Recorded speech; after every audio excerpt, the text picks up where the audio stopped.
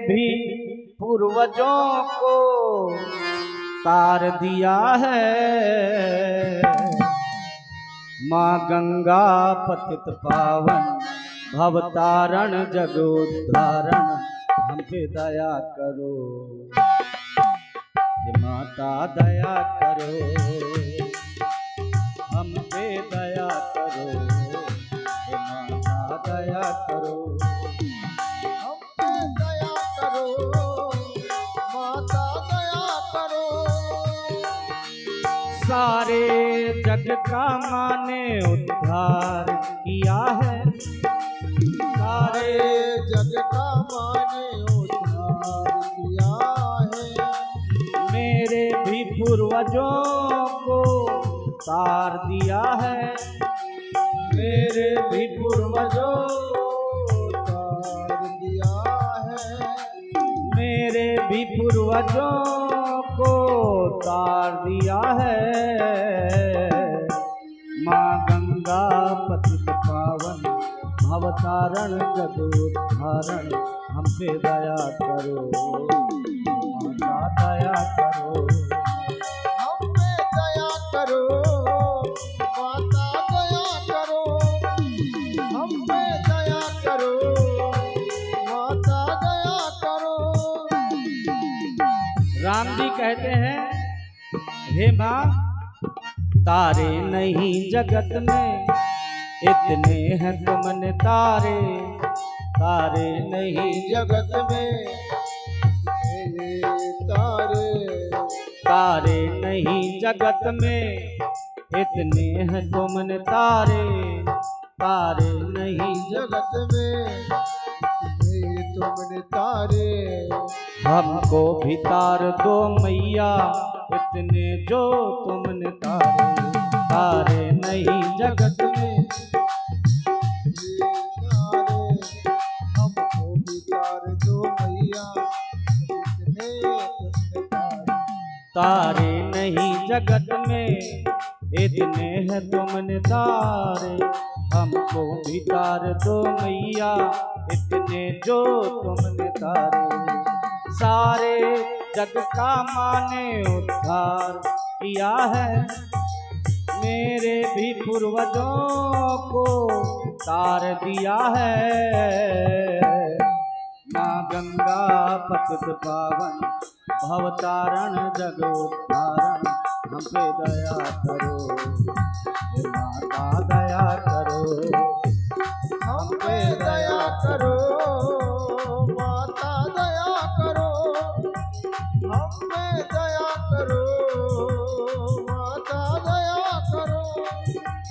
सारे जग का माने उद्धार किया है। सारे जग का माने उद्धार किया है। मेरे भी पूर्वजों को तार दिया है। माँ गंगा पतित पावन भवतारण जगोद्धारण हम पे दया करो। हे माता दया करो, हम पे दया करो। माता दया करो। हम पे दया करो। माता दया। बोलिए गंगा मैया की जय हो।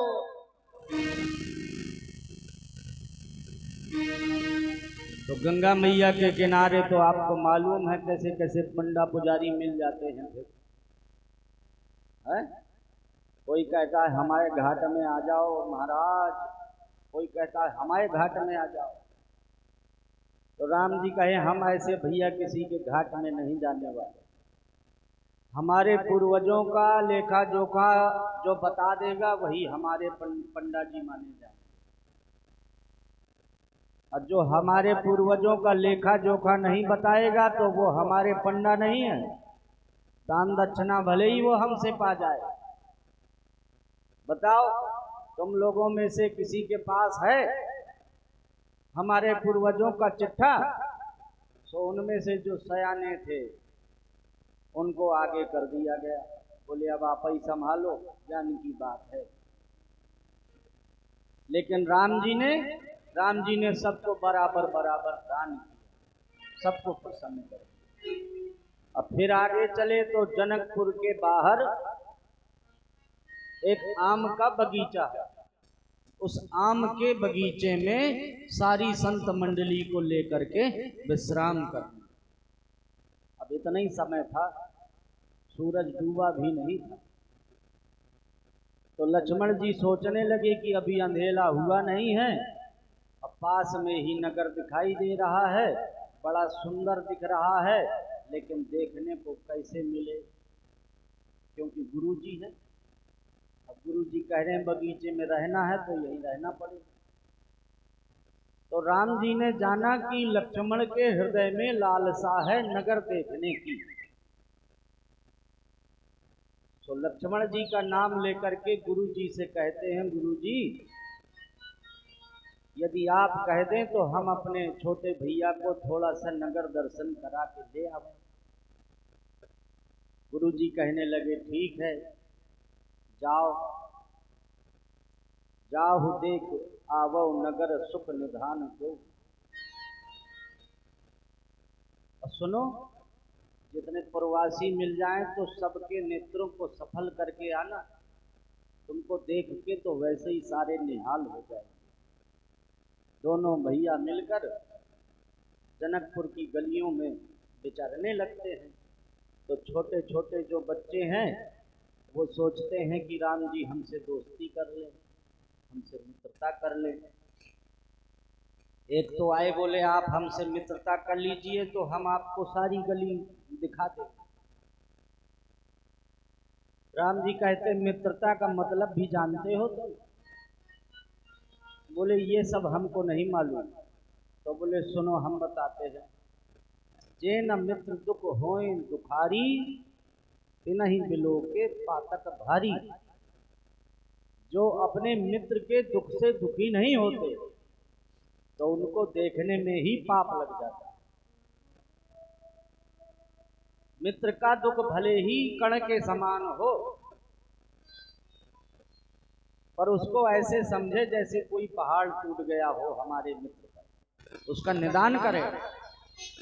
और अपने ऊपर चाहे पहाड़ की तरह कष्ट आ जाए, अगर मित्र आ जाए तो फिर उससे बताओ कि बस इतना ही तो कष्ट है। ये होता है मित्रता न कोई रिश्ता है, जो जब चाहा तब तोड़ दिया। मिट्टी का नहीं खिलौना है, जब मन चाहा तब फोड़ दिया। अब तो सब बालक कहने लगे ठीक है, हम ऐसे ही करेंगे जैसा आप कहते हैं, हमको आप अपना सखा बना लीजिए। तो छोटे छोटे बालकों के साथ मिलकर राम जी और लक्ष्मण जी विचरने लगते हैं। अब ऊपर से झरोखों से नारियां देखती हैं तो एक दूसरे से पूछने लगती हैं कि आली ये कौन है। तो उनमें जो सयानी थी वो कहती हमने जितना सुना उतना हमसे सुनो। हमने सुना है ये जो सांवले सलोने हैं इनका नाम है राम, और ये जो गौर वर्ण के हैं इनका नाम है लखन। पिताजी तो इन दोनों को एक ही हैं, लेकिन माताएं अलग अलग हैं। बड़े वाले जो सांवले राम जी हैं इनकी माता जी का नाम है कौशल्या, और जो छोटे हैं गौर वर्ण के लखनलाल इनकी माता जी का नाम है सुमित्रा। तब तक दूसरी बोली कि ये यहाँ कैसे आ गए। बोले निमंत्रण तो महाराज भिजवाया नहीं है, पर विश्वामित्र जी के साथ आए हैं, बाहर जो बगीचा है आम का वहां ठहरे। कितने सुंदर लग रहे हैं, कोई ऐसा उपाय नहीं है कि ये हमारे संबंधी बन जाए। कोई संबंध यदि इनसे बन जाए तो उसी के बहाने कभी कभी आते रहेंगे, दर्शन मिलते रहेंगे। बोले अब क्या बतावें, महाराज ने ऐसा प्रण ठाना है कि हमारे महाराज प्रण तो बदल नहीं सकते, और ये ठहरे बेचारे छोटे छोटे अबोध बालक, इनके द्वारा वो धनुष टूट नहीं सकता। क्यों नहीं टूट सकता? एक ने कहा टूट क्यों नहीं सकता, ये बड़े वाले सांवले जो राम जी ये तो बहुत बड़े जादूगर है। बोले तुमने क्या सुना? बोले हमने सुना है कि वो जो 60,000 हाथियों का बल रखने वाली ताड़का थी, इसी सांवले राजकुमार ने एक ही बाण में उसका उद्धार किया। ऐसा भी हो सकता है, जैसे उसको मार दिया ऐसे धनुष भी तोड़ सकते हैं। तो एक दूसरी बोली कि आली, हमने सुना है कि ये जो अहिल्या नाम की पत्थर की शिला थी, उसके ऊपर अपने चरणों की धूल क्या लगाई, वो तो स्त्री बन गई। अच्छा, तो ये चमत्कारी बालक हैं, ये कुछ भी कर सकते हैं। अपने महाराज भले ही प्रण न त्यागे, पर हो सकता है कि ये राम जी सांवले सलोने धनुष को तोड़ दें, अपनी सीता जी से नाता जोड़ ले, तब तो इसी बहाने कभी कभी दर्शन मिलेंगे। बोले हाँ, ऐसे तो इनके दर्शन सुलभ हो सकते हैं, पर ये भला हमारी जानकी जी को क्यों ब्याहेंगे, इन्होंने देखा ही कब है।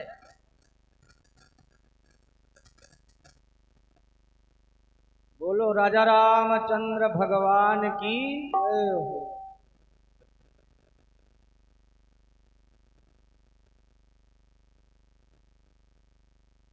कर लो बात कर लो। और हम यही तो विचार कर रहे हैं 5-6 दिन से कि आप लोग कितनी अच्छी हैं, कितनी सारी इकट्ठी होकर के भी एक दूसरे से कुछ कहती नहीं हैं, है? बड़ी दयालु हैं आप लोग। ऐसी माताएं बहनें कम मिला करती, नहीं तो एक जगह ज़्यादा माताएं बहनें बिठा लो तो वो आपस में ही पता नहीं कितनी बातें करती रहती हैं, कथा में मन थोड़ी लगता है फिर। लेकिन आप लोग बहुत अच्छे, सब बढ़िया, ध्यान से सावधानी से सुनती हैं। बोलो राजा रामचंद्र भगवान की जय हो। तो वो माताएं सखियां आपस में बातें कर रही हैं कि क्या करें, ऐसा कोई उपाय बन जाए कि ये सांवरे सलोने राम जी हमारी जानकी जी को एक बार देख लें बस, और जानकी जी इनको देख लें। तो बोले क्या करें? तो ऊपर से ही फूल बरसाने लगी, मानो जैसे ये बताना चाहती हूँ कि पुष्प वाली वाटिका में आ जाना। अब लक्ष्मण जी कहने लगे कि ऊपर से फूल बरसने लगे राम जी। बोले ऊपर को मत देखना, अभी गुरुजी बगीचे में बैठे हैं, उनका डर होना चाहिए। चलो जल्दी, संध्या समय वैसे भी हो रही है, तो जल्दी से गुरुजी का भय मान के और आ गए आम के बगीचे में। तो आकर के उन्होंने क्या देखा? उन्होंने देखा कि जनक जी अपनी सारी विप्र मंडली को लेकर अब विश्वामित्र जी की सेवा में पधार गए थे। तो कह रहे थे कि महाराज आप बाहर क्यों रुक गए बगीचे में, भीतर चलो नगर में, हम सब व्यवस्था बनाएंगे। तो महामुनि विश्वामित्र जी ने कहा कि अब आज रहने दो, कल आएगा, आज हम यहीं विश्राम करेंगे। तो ये सब वार्तालाप हो रहा था, उतने में ही राम जी आ गए। तो राम जी को देख करके योगी राज जनक जी का जो चित्त में ध्यान करते रहते थे ब्रह्म का, तत्व का, वो ध्यान भंग हो गया। उनको लगा जैसे भीतर का भगवान बाहर आ गया हो। पूछने लगे कि क्या सच में ये भगवान है? तो विश्वामित्र जी तो बता देना चाहते हैं कि हाँ तुम ठीक ही समझ रहे हो, लेकिन भगवान राम मुस्कुराने लगते, मानो ये कह रहे हैं कि छिपा जाओ छिपा जाओ। क्यों, लोग जान जाएंगे ना कि हम भगवान हैं, फिर कौन समझेगा मनुष्य, और मनुष्यों की लीला फिर कौन समझेगा। इसलिए विश्वामित्र जी ने जैसे ही देखा कि राम जी तो मुस्कुरा रहे हैं, तो कहने लगे ये दो दशरथ के धोट, ये राम जी हैं, ये लखन हैं, ये दशरथ जी के पुत्र, इन दोनों को भी साथ में लाना। बोले ठीक। और वो जब चले जाते हैं तो संध्या में सेवा करते हैं गुरु जी की, राम जी लक्ष्मण जी। ज्यादा रात हो जाती है तो राम जी लक्ष्मण जी से कहते हैं गुरु जी की अब तुम लोग भी आराम करो, विश्राम करो। अब राम जी की सेवा लक्ष्मण जी करने लगते हैं, तो राम जी लक्ष्मण जी से कहते हैं कि भैया अब तुम भी सो जाओ। तो राम जी जब विश्राम करते हैं तो राम जी के चरणों में लक्ष्मण जी भी लौट जाते हैं। उयव अरुण अवलोक हुताता पंकज कोक लोक सुखदाता।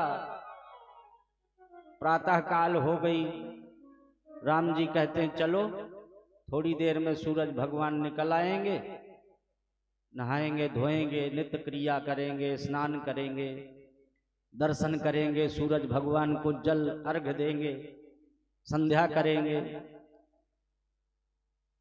तो गुरु जी कहते हैं संध्या तो करेंगे पर संध्या के लिए फूल लगेंगे, ऐसा करो पुष्प वाटिका में चले जाओ, थोड़े से फूल ले आओ पूजा के लिए। तो पूजा के लिए फूल लेने गए तो माली मिल गए। अब माली भीतर न जाने दे, वो कहे पहले बोलो जानकी जी की जय, पहले बोलो किशोरी जी की जय। अब राम जी कैसे बोले, तो बहुत समझाया। वो माली कहने लगा कि यदि आप कह दें तो हम अपने हाथों से ही तोड़ के ले आए, आपके इतने कोमल कोमल हाथ, आप यदि फूलों को तोड़ेंगे और कहीं कांटा चुभ गया, आपको अभ्यास नहीं है, हम माली हैं, हमारा रोज का काम है। राम जी कहे नहीं, गुरु जी की सेवा के लिए हम अपने हाथों ही चुने। तो बोले फिर आपको जयकारा तो लगाना पड़ेगा। सो राम जी ने लक्ष्मण से कहा कि हम जोर से बोलेंगे किशोरी जी की, तुम जोर से बोल देना जय। ठीक, तो बोल रहे हैं, बोलो किशोरी जी की। तो उसको भी संतुष्टि हो गई कि चलो भाई जयकारा लग गया। अब दोनों भाई भीतर प्रवेश करते हैं और फूल अपने हाथों चुनने लगते हैं। उसी समय गिरजा मैया का पूजन करने के लिए सीता जी की माता जी सुनैना ने सखी सहेलियों के साथ सीता जी को भेजा। अब वो आई गिरजा मैया का पूजन करने, और जब तक वो देवी जी के मंदिर में पहुंची तब तक उनमें से एक सखी वो थोड़ा बगीचे में घूमने लगी, तो उसने देख लिया राम लक्ष्मण को, व्याकुल हो गई। और व्याकुल होकर के जब अपनी सखी सहेलियों के पास पहुंची तो पूछा सखी सहेलियों ने कि तुमको क्या हो गया, अभी तो बिल्कुल ठीक थी। बोले मैंने जो देखा वो तुम देखोगी तो तुम तो मूर्छित हो जाओगे। बोले अच्छा। तो सीता जी का हाथ पकड़ा और जबरदस्ती खींच के ले गई। अब पेड़ों की ओट से दूर से ही देखने दिखाने लगी। बोले देखो वो सांवले और गौर वर्ण के वो दोनों जोड़े से घूम रहे हैं, कितने सुघर हैं, कितने सुंदर हैं। ऐसा लग रहा है जैसे सूरज और चंद्रमा दोनों साथ ही साथ विचर रहे हैं। अब सीता जी ने जैसे ही देखा तो अपनी आंखें बंद कर ली। राम जी ने सीता जी को देखा तो लक्ष्मण से बोले भैया तात जनक तनया यह सोई, धनुष यज्ञ जही कारण होई। पूजन गौर सखी ले आई, करत प्रकाश फिरत फुलवाई। ये जनक जी की वही पुत्री है जिनके कारण इस विशाल धनुष यज्ञ का आयोजन किया गया। देखो गौरा मैया की पूजा करने आई हैं और इनका तेज देखो, तेज। दिन में सूर्य भी लज्जित हो रहा है इनके प्रकाश से। चारों तरफ बगीचे में प्रकाश फैलाती हुई चली जा रही हैं। अपने को कहते हैं कि हम लोग तो रघुवंशी हैं, हम लोग कभी इस तरह नहीं सोचते, न किसी पराई स्त्री की तरफ इस तरह देखते। लेकिन पता नहीं हमारा मन अनायास में सीता जी की ओर क्यों जा रहा है।